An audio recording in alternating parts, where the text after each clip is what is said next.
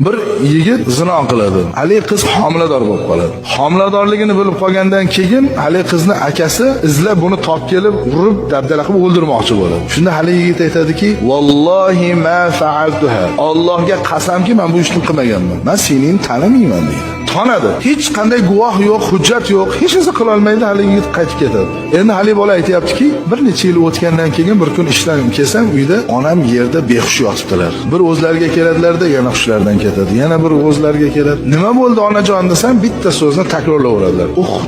Uxtuk, ya'ni singling.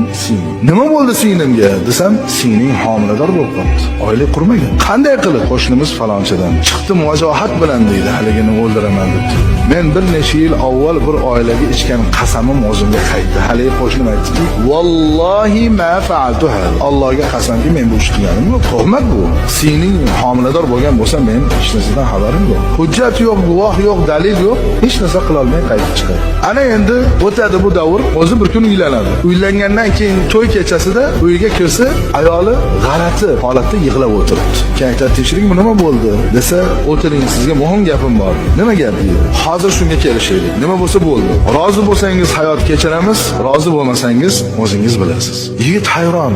"Nimani so'ramoqsan? Nimani aytmoqsan?" desa, "Bilib qo'ying, sizga erga tegishdan oldin men zino qilganman. Men bokira emasman. Shunga rozi bo'lsangiz yashaymiz, bo'lmasa men ruxsatim bering" deydi. Aytsa endi dabdala miyasiga darrov keladi. Aytadiki, "To'xta, men bir necha yil avval bir xonadonning qizini shu zino qilib boshiga musibat keltiruvdim. Alloh taolo tezda uni qaytarib, sinimga qaytardi. Bugun o'zimga qaytarib turibdi" dedimda, endi Alloh gunohimni kechirsin dedim, sen ham gunohingni kechirsin dedim. O'zi apatiga chapati, men ham shu edim, sen ham shu ekansan, yashaveramiz deydi. Undan ham yomoni deydi, Alloh qiz farzand berdi.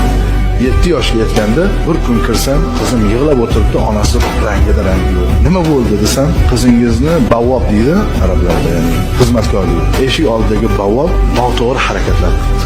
Yaxshi harakatini qildi. Shu uchun qotib qoldik, qizingiz ham qo'rqib faqat yig'laydi, hech narsa qila olmaydi. Shu joyda deydi, hushimdan ketdim, yana o'zimga keldimda duo qildim. Ya Rob, bo'ldi, azoblama meni. To'g'ri, men gunoh ish qildim, lekin tavba qildim.